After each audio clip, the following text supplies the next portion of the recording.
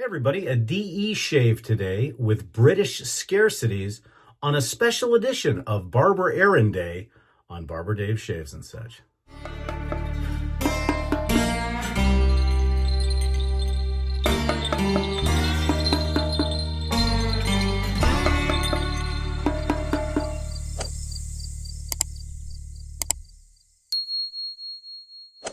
Hey everybody, welcome to Tuesday. As said in the beginning, this is Barber Errand Day. Why on a Tuesday? Well, yesterday was a holiday and the banks were closed, so moved everything to today. I also said we're going to be shaving with British scarcities today. We'll go over all that at the end of the shave. I'll give you a hint. It's my absolute all-time favorite scent. It's funny, I have both the tallow and the non-tallow pucks. This one is the non-tallow. And traditionally, Penhaligon soaps are not exactly the greatest lathering soaps, especially if you add too much water. So I'm very careful on how much water I add when I'm face lathering, because this soap breaks super easy. Doing pretty good today, but I'm not getting it as wet, or to make everybody cringe, as moist as I normally would, because it'll break. So let's see how that does for the first pass. So everything today, and like I said, DE shave today just because I'm kind of in a hurry to get out the door. But everything today is pretty much a British scarcity, except for a couple of things, and we'll go over all that. I do have a brand new Persona Lab Blue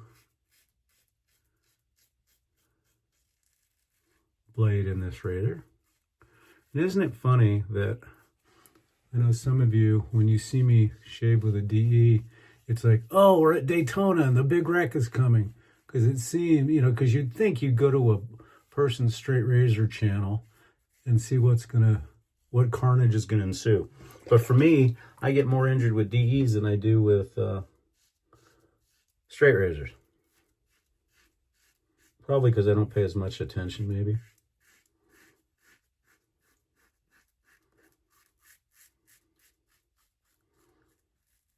And you just get a wonderful shave with a DE or a straight. You just need to pay attention. This one, this razor, which we'll go into at the end of the shave, is a very rare bird.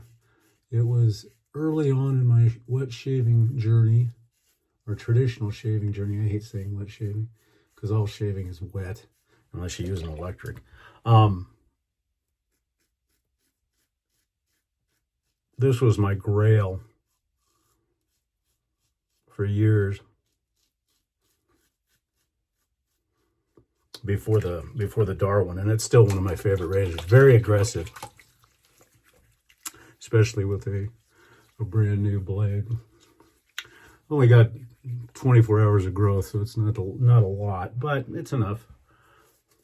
And hey, as long as we're talking about good things, please come and see us at www.theshavingcadre.com. Very nice gentlemanly forum that's family friendly, that's all about traditional shaving and other gentlemanly and lady pursuits, because we do have full families and so forth on there. We have everything from shaving to food to bingo, you name it, we've got it. We're self-moderated. It's free to join. Please come and see us. And then also, my buddy and I, Nurse Dave, do a live talk show, not about shaving, but just about everything else, on Mondays at 5 p.m. Pacific. We did not have a show yesterday because of the holiday. However, our next show has got a big surprise, and it seems to be one of our most popular things, and that's taste testing. And stay tuned for that, because we will be taste testing some things from Japan. So that'll be fun. Other than that, you can join me here usually on Sundays, Mondays, and Tuesdays. And then also join me and comment on my community blog, which is done on Wednesdays. Well, pretty much any day that I'm not doing a razor shave.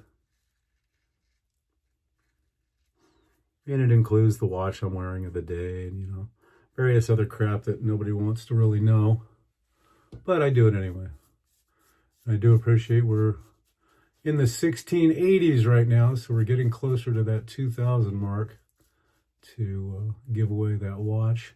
And hopefully by then, the newest Hombres Barbershop soap, which will be Doc Holliday. I spoke of that, I think, yesterday.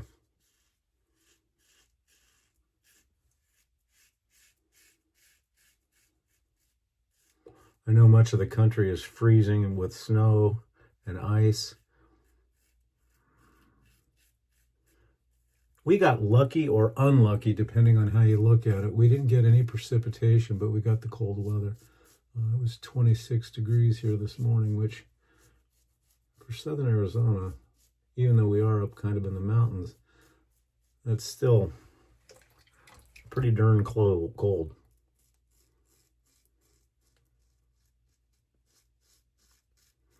And last night we did have a lot of wind.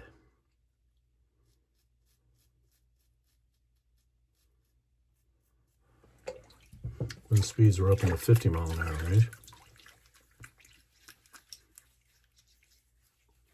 The one thing I do, the one thing that I don't like with certain DEs, this one included, is when the blade extends past the cap.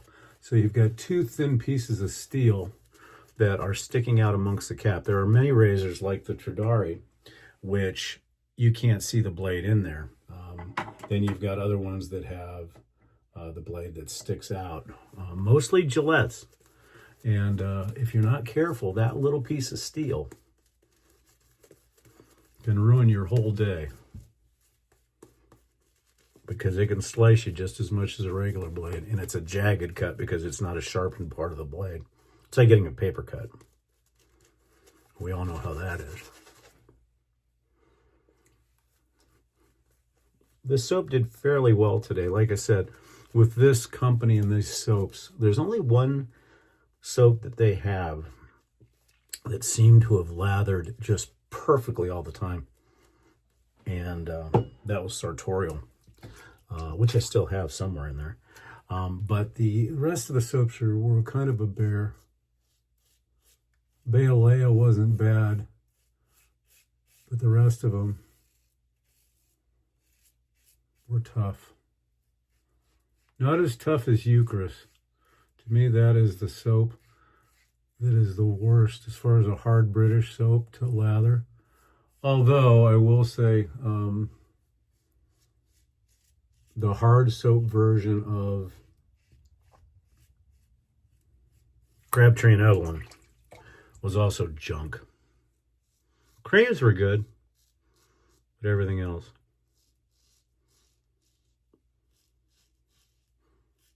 Do have some, because I don't buy very much shaving equipment anymore, especially soaps and fragrances. I'm lucky that some of you have sent me some, but I don't really need. I mean, I've got a soap locker over there that's got 600 soaps in it. I've got 1, 2, 3, 4, 5, 6, 7, 8 shelves with aftershaves and fragrances. And I have another 1, 2, 3, 4, 5, 6 shelves of brushes. Not to mention the razors and my 300 case straight razor case over here. So I don't need anything. But, well, this is the part I'm scared at, because remember what happened last week with the DE. I sliced my lip wide open. Let's see.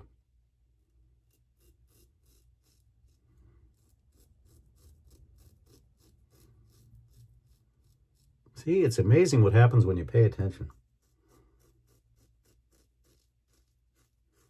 Anyways, one of our brand new artisan retailers at the Shaving Cadre, Phil, from Bull Goose Shaving. If you've been around the game a while, you know who that is. and you've probably purchased stuff from Phil. Well, as you all know, and kind of probably gives away a little bit more of a hint of what I'm shaving with today, I've been trying to find a replacement for a certain fragrance, which you'll know of here in just a few seconds. And I have been failing miserably at that. I've even gone as far as trying to have somebody make it for me. And it's some of the componentry just, and not to mention that I have written literally hundreds of letters, well, maybe not hundreds, at least 50 letters to the powers that be to take what I felt was one of the finest fragrance and soap houses and shaving companies to buy from and have them ruin it because they've gotten rid of a lot of things that they shouldn't have. Well, to no avail, because they're going for maybe a younger crowd, maybe, I don't know. But the classic scents are the classic scents. And most of us got into traditional shaving because of the classic scents. Williams, Aqua Velva, stuff like that. And this was the British version of that. So anyhow, I will be reviewing next week, because it should be here by then. I'll be reviewing next week some brand new purchases from Bulgars. And I don't get any discounts or anything like that. I mean, I purchase everything retail, so I do non-biased reviews. I have never, in all the years I've been shaving, I have never used Martin DeCandre. And I know everybody just had a collective heart attack and fell over. So for those of you that didn't fall over because of a heart attack, I've never had it before. And they have a fougere that is described as being ferny and grassy, which this soap is, and this fragrance. And then I looked, and I had never also tried Castle Forbes as far as their fragrances. I don't know how their soaps perform, so I didn't buy those. But I did get their, I think it's 1445. It's described as a Scottish ferny, grassy aftershave and fragrance. So we'll see if that could become a replacement for this, which I'm about to show you, although I kind of doubt it because my quest for this has been met with, disappointment. I did find a fragrance house called Fragrance Revival that said that they could do it, and they failed miserably.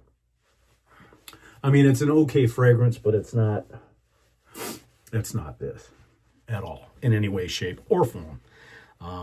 I've even thought about calling this company and saying, hey, give me the fragrance notes and the percentages and what they are, and I can recreate it myself, but probably won't do that. Okay, we did the alum. Alum, no sting at all. We're going to be using Quinn's Cucumber and Mint. Now, this is Unobtanium, but it goes well with the stuff I'm using. Okay, for the razor. First in the line of British scarcities, the Gillette Aristocrat number 15. Now, this one is not in NOS condition, but it is in really good condition. Very heavyweight razor, open comb, and very aggressive. But you can see where that sticks out. That you got to be real careful with. You never want to treat this like a slant because you'll cut your face wide open. But this is just one of my absolute favorite razors. Don't use it that often. I usually keep it in a case in the display cabinet. So anyhow, British 15. Scarcity number 1. Scarcity number 2, and ramping up the scarcity, because you can still find the British 15s out in the wild, but they're getting very expensive. This you cannot find. I have been looking for this in the wild. You may find 1 or 2 people that have it, but they want stupid prices for it.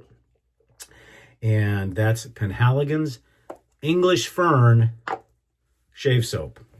Because for some reason, Penhaligon's has gotten away, and I know you guys that have been around a while, I diatribe on Penhaligon's and how they've taken their shaving line and basically thrown it in the toilet.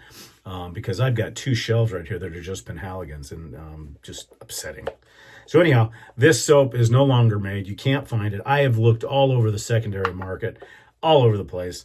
Unless you are lucky and find it, this is Unobtanium. I've got 2 pucks. One is the vegan puck, and then I've also got a tallow puck that I very rarely use, which I need to start using because you know what? What's the point? So anyhow, Penhaligon's English Fern.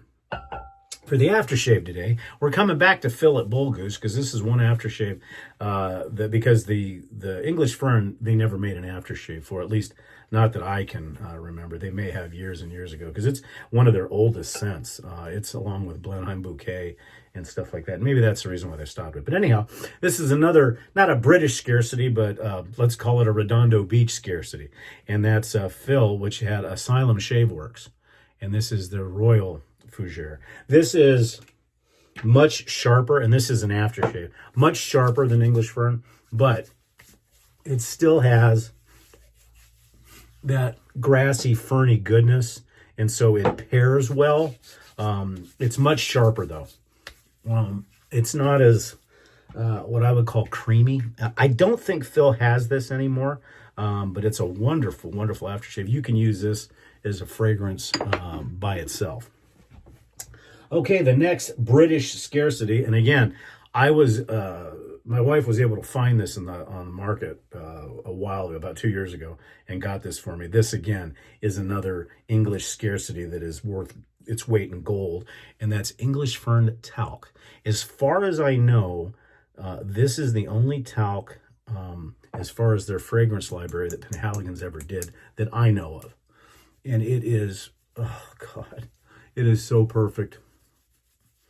I don't use it that often for that reason because I savor it, and it is exactly. So when you couple this with the Royal Fougere, which has got that sharp, crisp note, this creams it down, so to speak. It makes it a little bit more creamy, more, you know, like if you're out in the British countryside and you've got some linen on a clothesline and the wind is blowing and you get the fragrance of the grasses and the ferns. It's perfect. And then the last, and then also this is not Unobtanium. Well, I guess it could be because I don't think he's making this anymore because this was in concert with a brush maker, and this was when he was in London and Kansas City, and this is the Paladin PK47 in jade. Just a beautiful brush. And this has got a Sabini knot in it, I believe. I don't know. So anyhow, that's not really Unobtanium. You can find these, but as you know, those of you that have Paladin brushes, they sell out like that. Okay, and then finally, for the fragrance today, and I've got very little of it left, and then it's gone.